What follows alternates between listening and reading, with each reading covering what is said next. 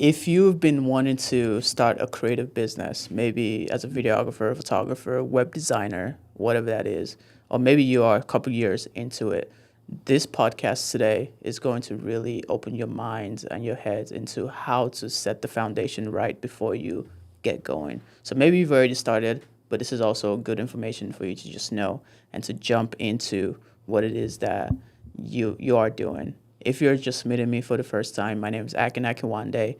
I've had a video agency for the last 10 years. And so now I'm just unpacking some of the things that I've learned over the 10 years of having a business and the foundations. We're going to start with the first three that I believe that you should really jump into. So today I am joined by Matthew Duarte. This is a team podcast. And what Matthew's role is today is to basically act like you, the listener, because you're not in the room with us, unfortunately. But he's here as your advocate to ask the questions that you may have. So let's jump right into it. I decided on the 10 years anniversary of Creative Collection, which is a video agency that we run here in Phoenix, Arizona, to write this 10 chapters, of what I've learned so far in business. This is a piece of it. It's not a lot, that I wrote inside of this, but it is some of the things that I've picked up over the last 10 years, especially if you are a Christian creative and you're wanting to build a business. This is going to be especially for you. If you're not a Christian creative, the principles still apply. So the first thing that I wrote was about your identity, knowing who you are before you start a business, because business is going to expose you. It's going to expose the things that you need to heal. It's going to expose the things that get you upset, frustrated, angry, and they're all going to bubble up to the surface. And I believe it is so tied to identity, especially as creatives, because a lot of creatives often see themselves as what they do. But the whole goal of this chapter on identity is to know who you are and whose you are. And that the most important thing is that who you're becoming is more important than what you do. So I'm going to read this little thing in the beginning of what I wrote, and then we could dive right into more of this. Before we talk about gear, before we talk about getting clients, pricing, portfolios, or packaging, we need to talk about you, but not your skills, not your work, you. Because here's what I've learned after a decade of building Creative Collection. Owning a business will expose everything inside of you. Every doubt, every fear, every lie you believed about yourself. And if you don't know who you are, and before you start building the business will build you in the wrong direction. So we start with identity. Who God created you to be, and do you actually believe that? So I believe that God put something inside of everyone to do. If we look at Matthew 25, He gave them talents to do something with. And so the first thing, and that's why I write about identity, because I believe it's the foundation. And like what I said earlier was, a lot of times creatives tend to find themselves tied to what they do rather than just believing the belief of who God has called them to be. I'll pause there. Has anything come up for you so far, question-wise? Question-wise, no. Just really more, it's a breakthrough moment for myself, but I want you to just continue to go on if you can. Yeah. With the identity Yeah. aspect of it. So Ephesians 2:10 says, "For we are God's handiwork, created in Christ Jesus to do good works, which God prepared in advance for us to do." So we are His handiwork. He, the creator of all the universe, decided to create us in His way of life and in His image. Basically, we are image bearers, and we just add this in-person event called Not for Sale. And one of the speakers that we had there said, if you know things about God, but everything that you know about God, but you refuse to believe about yourself, is a form of self-sabotage. Again, I'll say that. Everything that we know about God but refuse to believe about ourselves is a form of self-sabotage. So we're created to create.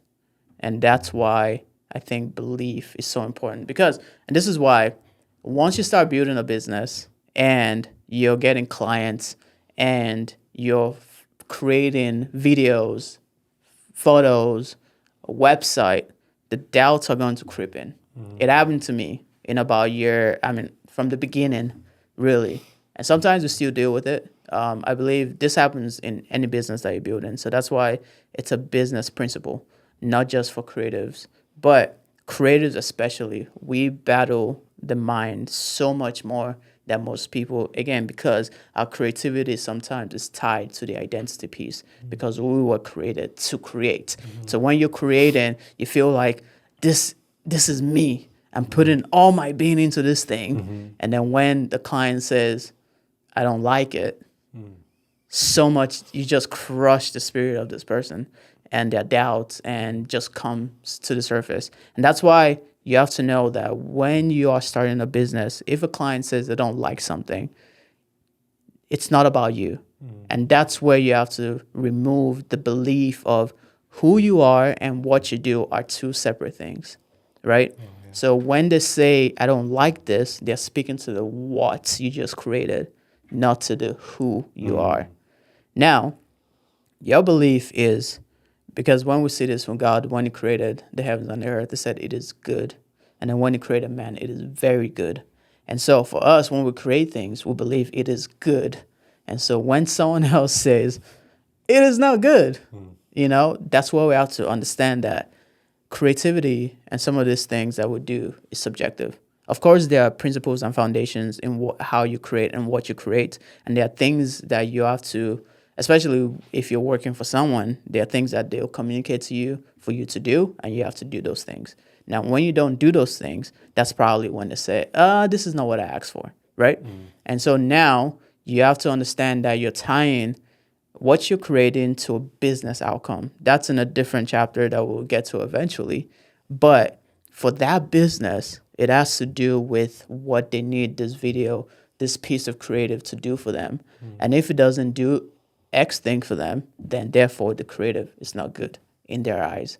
Now, it may be good just as a piece of creative, as a piece of video, as a piece of picture or web design or whatever, but for them, they don't see what that does for them. And so in a couple of chapters down in the book, in the ebook, it speaks about the pricing and just making sure that your outcomes are based on business outcomes. And so the biggest thing in this chapter is to remove the belief of who you are is more important than what you're doing, and who you are is not tied to what you're doing. It is separate. It's the belief is internal, right? Of the identity of who you are. It's who God says you are. It is, I am a son. You are a son. You are a daughter. It is the fact that God has put this in my hand, and so therefore I'm going to do it to the best of my ability. This is the identity piece, is I am a son. And son, as a sons, we're going to mess up. But as God, our Heavenly Father is always going to be there to forgive us. So remove your identity from what you create. Yeah, man, that's powerful. And do you think over time, like not knowing whose you are, not having your identity locked in, over time, let's say clients keep having feedback. Oh, I don't like this part. I don't like this part. Can you change this? Can you change this? It brings up the question, like, what does creating from identity look like rather than creating for other people? Like for the validation of it. Yeah. Like you kind of get rejected so much, or the client's always having you refine something. Right. So without knowing who you are, I feel, even for myself, I caught myself just, okay, I'm not going to do what I want to do. It's not going to come from my essence. I'm just going to create for their approval. Okay. So that's why, again, this is why understanding who you are is more important because before you start a business. Because when it comes to business, it's about business outcomes. And if this video, it's not about rejecting who you like, what you're creating or who you are.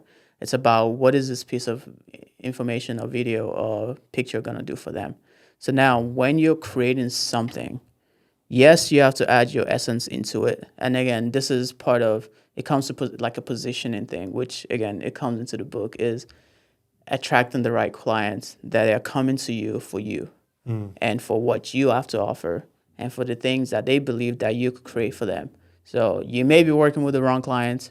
You may, and that's not always the case. It may also be that you have to grow as a creative and your skills needs to match what they need as a business. So if you're trying to work with a business that is doing $100 million a year, but you're producing something that is still maybe a $500 video, then there's no way for your brain to even compute what a $100 million business is trying to do with that piece of creative that you're creating for them. So where you are as well needs to match the type of clients that you're working with. And then as you grow, you will see that you then position yourself properly in the marketplace to be able to attract the clients that you actually want to work with. And there's videos, I don't believe that any creative has ever hit it on the head 100% of the time, every single time that they've done something. There's always a feedback loop that has to happen. And that's where, as creatives, we have to be open to that feedback. And we have to remove this thing that, oh, I created it, it's good the way it is. No, that is ego. That is our ego coming off as saying that we can't collaborate with someone else because we think that what we created is just as good as what it needs to be. It's like, no, it's strip down the ego. Again, identity, right? Strip down the ego. You don't need to come off as, oh, I'm a creative. I know what I created. You're not a creative. You know nothing about video. So what I'm creating is this. But also there's a symbiotic communication that needs to happen with that person, that they need to understand that what you're creating as well is for the growth of their business, and it's a trust thing, right? They need to trust what you're building for them. You need to trust the feedback that they're giving you for their business as well, because they understand their business better than we could ever understand their business, and that's why I'll say it that way. Does that answer that question? Yeah, for you? yeah. Yeah, it's multiple things. It's growing in skill. It's dying to the ego, but it's also understanding that if they reject this piece of creative, doesn't mean that I'm a terrible creative or they're rejecting me as a person. Yeah, well, Yeah. and the accountability for self is to be sure that we're always developing Yes. the skill. Right. I love it. Yeah. So it's like becoming before you do. And that's why I have this framework of believe, create, and then influence. Is like believe in who God has called you to be, believe in the things He has put inside of you first, and then go create from that aspect. Go create the things He has called you to do, and then from there you could influence other people to do the same. Yeah. That's the identity piece. Speaking on the identity, one of the biggest points, you say business exposes everything inside of you, right? For yourself, what was the first insecurity in just your journey that was exposed in you that just kind of changed it all for yourself? Yeah. I think the first thing was I didn't believe I was good enough, because I saw the people that went to school, they've been doing it for a long time, so I was comparing myself to them, whereas I was just starting, Like, yes, I had something great to offer, but I didn't believe in my gifts initially. And then as I kept on doing it, it took me 7 years, man, to truly believe that, oh, I could do this. Like the things that I'm creating are really good. Even if it's not what is out there, Right. believing in what's in you, Believing in you're what in producing. me. Believing in what God has called me to do. Like what He has called you to do, it may take 10 years, 15 years for you to actually get there. Sometimes we want to rush through the part of acquiring the skills, becoming the person, doing the things that needs to be done, and just jump over 15 years. That's not possible. The best way to learn is by actually experiencing things, or buying the wisdom from other people that have done it from before you. That's why it's good to surround yourself with other people that are already where you want to go as well. And so that's what I had to do. I had to surround myself. Like, by year 7 of building the business, I started to see like my work is really good. I don't know why I'm doubting it. I've done X amount for people that they like and they enjoy it, and the business outcomes have been reciprocated in a sense for their business based out of the video that I give them. And I just have to believe that I know what I'm doing. I've put myself in so many situations, from weddings to events to entrepreneurial videos, talking head, podcasts, short films, long full-length films. I've done a whole array of things, product shots, people, events. And so I had to know that because of the sets of skills that I've built, I'm able to actually accomplish something. So it's a both and. It's a cycle of first believing in who you are, but then also believing in the skills that you've acquired along the journey. Yeah. And then if you don't have any other questions, I'm gonna jump to the next one. Yeah, let's go into the next one, which is mindset. Okay. I put mindset as number 2 because it is big. Again, first you have to understand the identity, and it takes a while for that to become your mindset. Like, yes, you may believe in who you are, but do you 100% believe? Do you believe it every time? Yeah, consistently, because that's what comes to my mind. I can believe it one day, and then the next day I catch myself doubting. Right. So there seems to be a consistency. Yeah. Of. And then that's where you have to change your mindset, in the way that you see it, in the way that you see yourself, in the way you have to let that identity actually sit inside of you, within you, for you to really grab onto it and be able to understand what you're doing. So mindset was number 2 for me because I have a master's in psychology, Master of Science in psychology with an emphasis in performance. And so during my psychology degree, master's degree, I wrote my thesis on whether or not psychological theories could actually help creatives. Now, it was for sports specifically, but I knew that I was called to help creatives. And so I asked my professor, can I write this on creatives? And he said yes. And so seeing that there are things psychologically that helps creative perform better with the mindset of visualization, for one, is a psychological theory. So I often would do this. If someone is speaking to me about what they want to film or do, I could picture it in my head already. I could picture where the cameras could go. I could close my eyes and see it. That's a big piece of thing that I've already been able to establish within myself. And so mindset is a thing when you're able to visualize that you are becoming that person. So if for whatever reason there's a day that you're doubting, right? Close your eyes and visualize the things that you've already done to get you where you are, and then visualize where you want to be. And then who do you need to become to fill in that gap of where you've come from to where you want to go. And then you could visualize that person. It's a psychological thing that helps reframe your mind to know that I could do this. Your self-talk is another thing. How do you talk about yourself? How do you talk about the things that you create? How do you say that you create something and they're like, man, this is crap? And so continue to say that is something that sinks into your mind. Even the scripture says, renew your mind daily.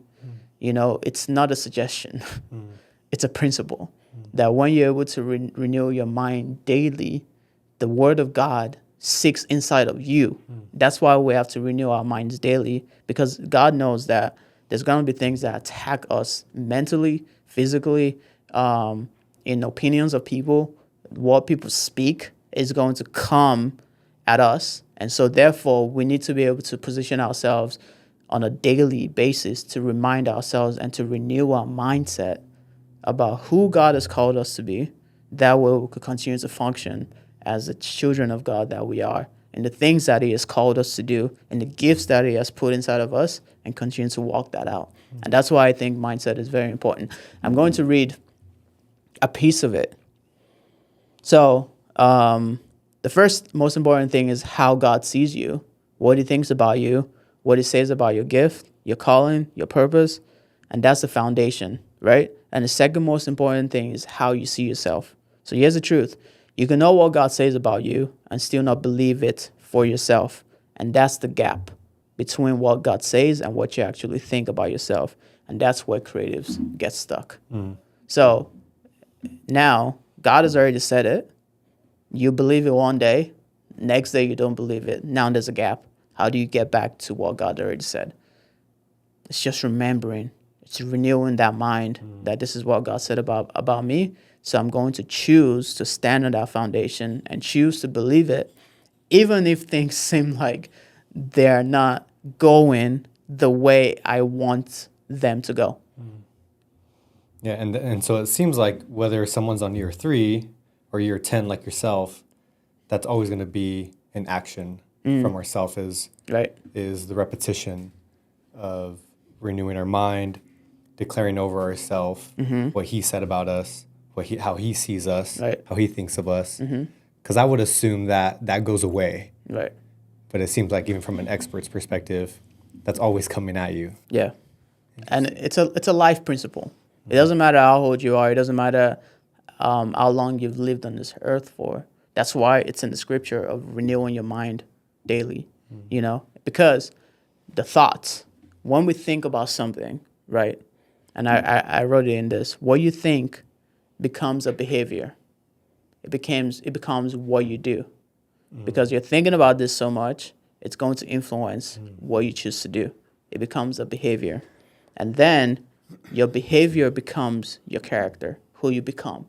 So if your behavior is like you're this wishy-washy person, and people continue to see that, and this also ties again into your brand, and people continue to see that, it becomes your character. That no, this is not just what this person does one time. This is who this person is, and people draw that conclusion because you've shown them this is what you do, and so therefore this is who you are. And that's why it's important. And then the next thing is what you leave behind, your legacy, which is big, is from the thoughts that you think to the behaviors of what you do, to the character that you've developed of who you are, to the legacy that you choose to leave behind. And that's why it's so important. It's grand. There's a bigger thing behind just choosing to create a business. That's why I said in the beginning, business is going to expose you. It depends on what you want it to expose. So yeah. And so is it kind of like choose your hard? Like you can go the business route, you can go seek the outcome immediately, but it's going to expose who you are. But you're more referring to like don't even start unless you know who you are, you know whose you are.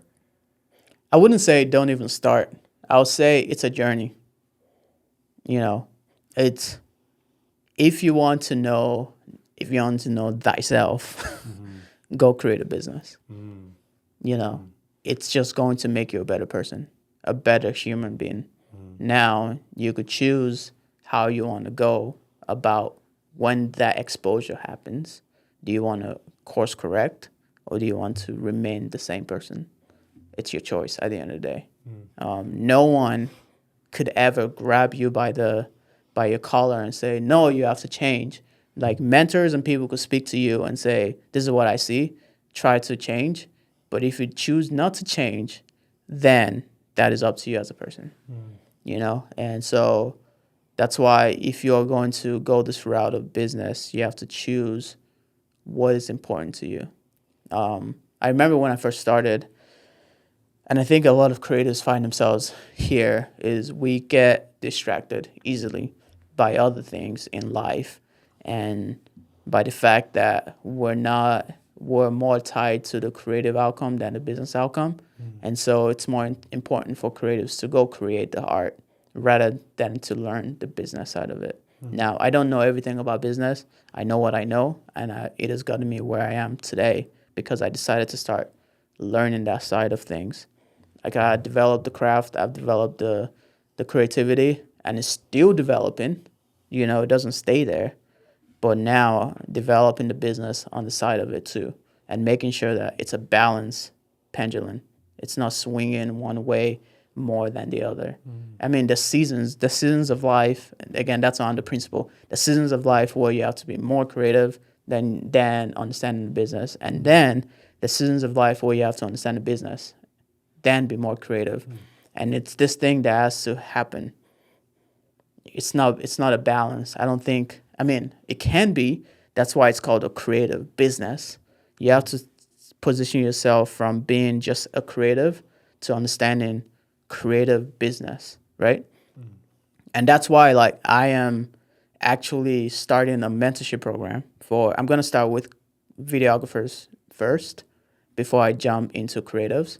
Opening it up for any creative, because I've been a creative my entire life, from music to dance to photography to writing to whatever. I've made money as a creative in so many facets of creativity. But the main thing that I built my business on was video, right? And this actually takes us to the next point as well. But I'm creating this mentorship program to start on for videographers. We're going to journey in either 6 weeks or 12 weeks. And we're going to basically help you become the creative business owner that you want to become. And yeah, that's why I'll leave it to that. Any questions so far that's popped up? Yeah, I mean, I think you're touching on it because one of my biggest ones was like, we know what God says about us, but why can one still just struggle to constantly believe it? But it's because it seems like there is accountability on our end. Yeah. And there's a practice. Right. There's something that must come forth from ourselves. And I just love hearing your insight because once again, coming from your 10-year experience, it's like, oh no, this doesn't go away. The doubt doesn't go away. You could feel this way one day, but I'm not gonna take action based off of how I'm feeling. Right. I'm gonna take my action based off of what's set in place, what's already been said from Him. And so I think that's just one of the biggest things that I'm taking away with mindset is it's kind of like, it reminds me, I mean, just the word mindset. It's like you're setting your mind in a specific direction each and every single time, each and every single day. Yeah, yeah. And that's why it's important. It's like the period of time that you doubt becomes smaller the more that you renew your mind. Like it may just be a thought that pops in and you're able to cancel that thought. Scripture says it, take every word, every thought captive, and that way you don't dwell on it. So when those thoughts come in, you're able to say, this is just a thought. Boom, it's gone. And even I was filming for a client of mine, personal brand, and Natalie Hunter said this, that feeling that psychologists and people have said this, that if you're able to feel the feeling that you're feeling, it takes 90 seconds and it's gone. If you're able to truly just feel it, embrace it, and just let it go, right? But oftentimes, those feelings just come into a cycle, and that's the enemy's way of continuing to allow you to say, oh, you felt this way already, so this must be the way you are. But if you're able to take those thoughts and those feelings, this is what I'll add to it. Take those thoughts and feelings captive. That way they have no hold over you and your life. Yeah.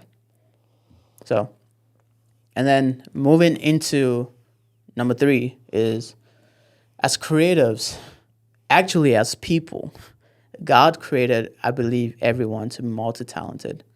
There is no one creative out there that has a creative business that doesn't have another gift that it could have potentially pursued. Or there is no one person out there that doesn't have another gift that it could build something on. We are all created to have multi-gifts. And so, but the ones that choose to create like a creative business out of their gifts and their passions are the ones that struggle with this the most as to which one do I choose, Like I may be a great videographer, I may be a great photographer, I may be a great dancer or musician or whatever it is. Like which one do I choose to build my business on? And I believe there are seasons in life where if you're in your 20s, just try it all, do it all. Like, and you're not married, do it all. You don't have anyone to basically live, like you're living for yourself in that moment, right? So you're building things, you're figuring it out. You're doing this, you're doing that. Even when it comes to like choosing the right clients and choosing your niche as a business, you're doing this, you're doing that, and you're trying to figure out which one to truly build your business out of, right? And so when that happens, you begin to see that there's potentially one that, number one, you enjoy the most, right? It is something that people pay you for. It's your passion. It's something that people pay you for, and it's something that you could just do any time of the day. So, if for me, as an example, in 2016 I started a business, but I've been a drummer, musician, a dance teacher, instructor, and then video photography became a thing. And so now looking at all that as a dancer, as a musician, as a video photographer, I had to choose one. I enjoyed dance really well. I enjoyed playing drums. I also enjoyed filming. So all three, and this was the thing I was basically trying to figure out, like, which one do I truly just dive in on. So I was like 24, 25, 26, and I was still figuring it out, just going through it, doing each one of them until I started to see that video was the thing that was paying me the most.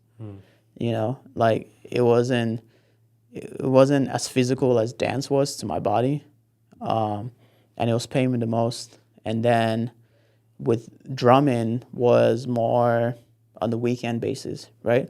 And so I had to choose one to really build the business out of and to truly just start removing everything. Not that I wouldn't do it, not that I didn't enjoy it. It was just like, how do I choose this one thing? Now, this is what I'll say. As a dancer, as a drummer, it actually supports my role as a video agency, because when we're doing video, we're dealing with music as well to tell the story. So I understand music because of my ability to play drums. So that just became a supporting role for the video business. I understood dance, rhythm, and there's this thing of dance. It tells a story without even having to say words. So how do you tell a true story in a video without saying words? And that's what rhythm and dance allows me to be able to bring into the videos that I create. And so the gifts, they're not thrown away. They're just used as a supporting factor for everything else that I'm building. Yeah. How do you know if someone or something should like, how do you know if something should just remain a hobby or you begin to look at it from like a business perspective and build off of that? Yeah. Well, the question is, can this sustain your life? Is this something that you could do that would actually make money? Because the IRS poses this: you're not a business until you make money. You know, you're just a hobbyist. So it's a clear line. Can this thing make you money or not? Yeah, that's what I'll say to that. And as you're building on that, is there a way to scale that business to where now when you add a wife in the mix, you add children in the mix, can this actually support your lifestyle? It might take years of building, you know, but you could shrink that time by getting into rooms and getting into places with people that have already gone ahead of you. There's this thing that I usually say, that you are a collection of creativity. It's like all the gifts God has given you is you as a person. So we're supposed to use them, you know, but obviously when you're creating a business, you have to figure out what is that one thing, because it would be so hard to be a business owner, like teaching dance, teaching, you know, playing drums and trying to focus on the video. Like there's no way I could I'll be where I am today if I decided to continue to do all three. Now, what I had to do was see how the remaining of those two things I was leaving behind supported the one thing that I was choosing. And there is a way to do that with, I believe, with any creative business that you're building. So it seems like one gift leads, the rest amplify Yeah. that one gift. What would you tell that one person who doesn't even know what their lead gift is? If you don't know what your lead gift is, it depends on the season you are in life. Again, if you're still in your 20s, just keep doing it. Keep doing all of them, and you'll find that one thing. Now, if you are in a different season of life, maybe you're at a job already and you are let go of your job, or you're transitioning on to pivot into this thing. Like, how do you know what that lead gift is? It's a combination of, again, your passion, what you get paid for, and what you're really good at. Now, if you're not good at something, don't do that as a business.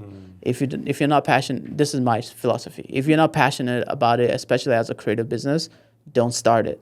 If you're not gonna get paid for it, don't do it. So that's the way. There's a, it's called the, I forget what it is. It starts with a H. It's a diagram of like there's 3 circles you could draw, and there's an intersection point of all 3. If you were to draw the circle, write one gift here, write the other gift here, write the other gift here, how do those all 3 intersect? As far as like, will I get paid well? Is it something I'm passionate about? And is this something that I'm really good at as well? That's the way to tell about those gifts. I love that. Yeah. And if you're not good, don't start a business. Get better. Get better, and then put yourself out there. Because if you're working for businesses, they expect outcomes. Or if you decide to work with people, they expect your work to be good as well. Yeah. If you're a family photographer or a family videographer, they expect that the thing that you're producing and giving them is something that they could enjoy for years to come, right? So it has to be that. And what do you think it is that most people miss in identifying those gifts? I think what they miss, this is a thing that's come up to me multiple times, is they want someone else's gift. Is that they don't see their gift as a gift. Go back to Matthew 25. Why did the one person bury his gift on the ground and didn't do anything with it? It's because I believe it probably was like, what? He got 5, he got 2, and you're just giving me 1? Well, then I'm not going to do anything with it. Wow. And I believe that that's the detriment of, is almost like, imagine if, you had a birthday party and people gave you gifts, and you open it up and there's this one person that you invited, and it's just, this person is just saying, well, I want that gift. It's like, it's not your birthday, bro. Sit down. You can't have it. You have your gift when it's your birthday. So that's the same analogy, is God has given everyone sets of gifts. He has given everyone these passions, and then through life, we get to experience things, right? And that develops the gift that we choose to use because of our experiences. And that's why not one person is the same. Like, you could have the same gift as someone else, but your experiences are different. So the angle in which you bring for your messaging and positioning is going to be different than this other person. That's why there's so many videographers out there, and there's still a ton of work out there, and people are still able to make money off of the same thing. It's just the position and angle because of the experiences that each person has gone through. Wow. Yeah. And, you're starting the mentorship program. Would videography be considered a gift, or is it like get more detailed in terms of like, I'm a storyteller, or I'm a visual storyteller? So getting deeper than the word videography. Yeah, for sure. And that one, that's more of a position statement of, I'm a storyteller. It just depends on how you want to see yourself. Now, videography is a skill. You could have the gift of storytelling, right? And videos are the way that you choose to tell that story. Because stories are things that don't go anywhere. You could choose photography to tell a story. True, choose dance to tell a story. So the principle of storytelling is bigger than just video, right? So I think video is a skill that you could grow into, but there's people that are more naturally that it they're more naturally drawn to that specific skill. And why that is, beats me. I don't know. Only God does. There's the gift of, especially when you see NBA players with their kids and the kids start like shooting a basketball, right? Was that a gift, or they become a skill because the parents, started, giving them that gift now? I believe, oh, thank you. Okay. I believe that gifts and things are passed down from family line, from generation to generation. Now, the gifts of creating has been in my family, like my brothers, my parents, like my dad, musicians, right? So there is some kind of gift that gets passed on from generation to generation, generational blessings that get passed down. Now, it depends on the person and that experience that the person goes through to develop those gifts into the skill of creating a business and creating something, right? So, for example, music is the biggest thing in my family, right? Again, but for me, it's a supporting gift than my video that I'm building on. For my middle brother, his music was his main gift, For my older brother, music was his main gift as well. And that's what they kind of pursued. Now, growing up, there were cameras in the house. We took pictures all the time. We have albums of a bunch of pictures. And so I saw that. There's cameras. So that became a thing to pass down through generation, because I don't know how my dad started taking pictures or doing that, but it passed down to me because of that. And so then now I'm seeing that gift and I'm carrying it on. Most of the time, the gift, especially creative gift, it's something you can see from such a young age of kids. Society tends to diminish that because it's like, go to school, get a job, and just do that, and that's it. So most people throw away that gift, that creative idea, just to pursue this whatever it is, right? But that doesn't mean that there isn't creativity in there. Creativity is wrapped into everything that we do as people, as humans, because our God is a creator of all things, and He created us to be just like Him. And so therefore, everything that we do has some measure of creativity wrapped inside of it.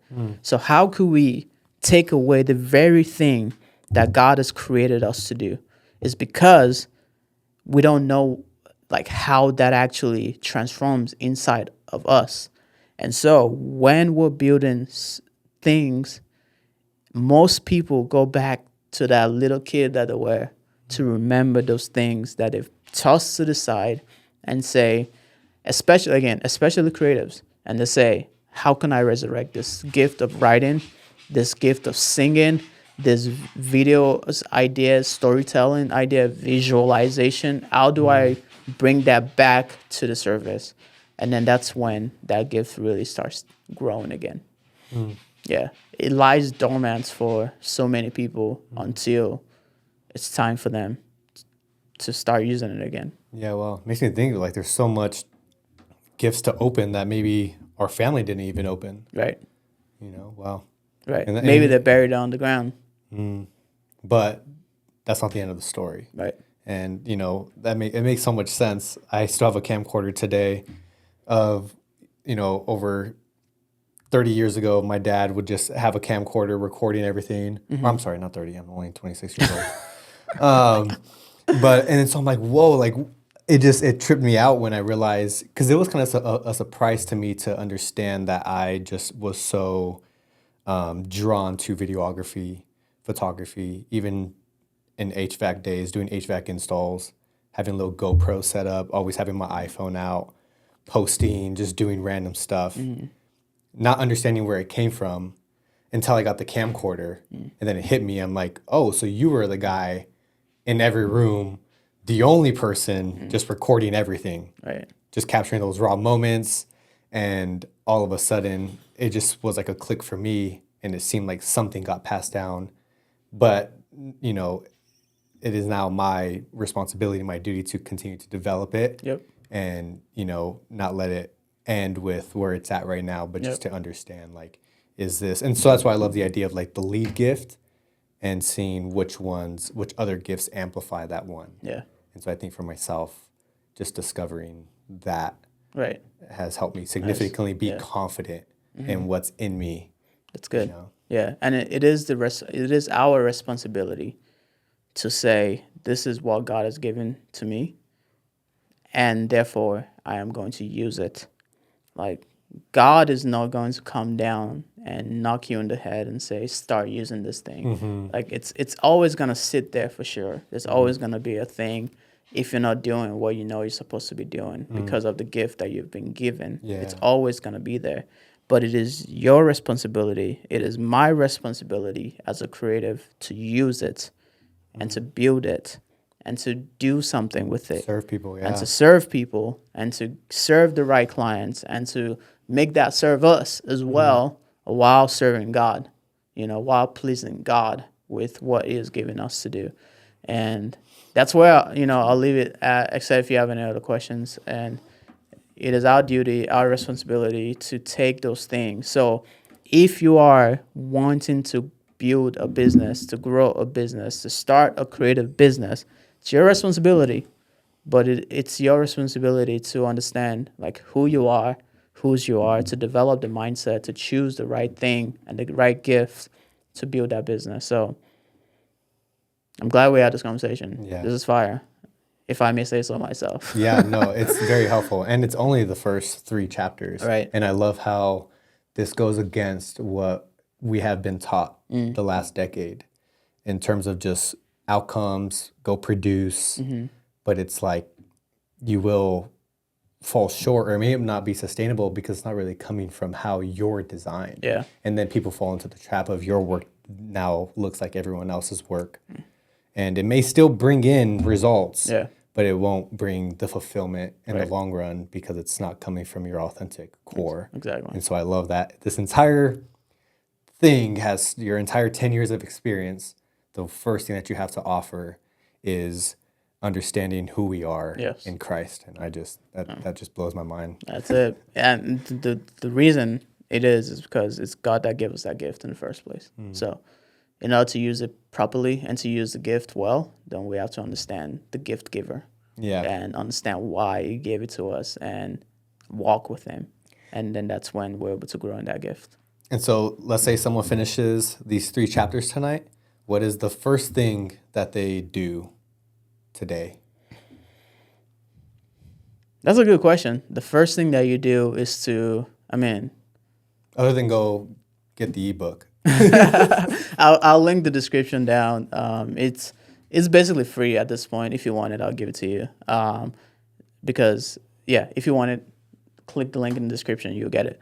But I believe the first thing that it should do is, if you are a Christian, go talk to God and understand who He is and understand what He has for you. And if you're not a Christian and you're listening to this, maybe this is the time, for that person to know who God is. And if you want to do that, it's a simple prayer. It's a simple conversation of, like, God, I haven't walked my life the way I have, and repenting of the sins, but then understanding that I want to know You more and I want to be better. I want to be like You, like Christ. I want to serve You. I want to love You. Thank You for dying on the cross, and basically just understanding that Jesus came down to die for our sins and to give us this connection back to the Father, and just praying a simple prayer like as that. It's as simple as that. It's nothing grandiose. God is always there. He's always listening. Whether you believe or not is there. And you have to change your mindset and just say those words to Him. Pray that prayer and let Him tell you what He is giving you to do. We'll end it there.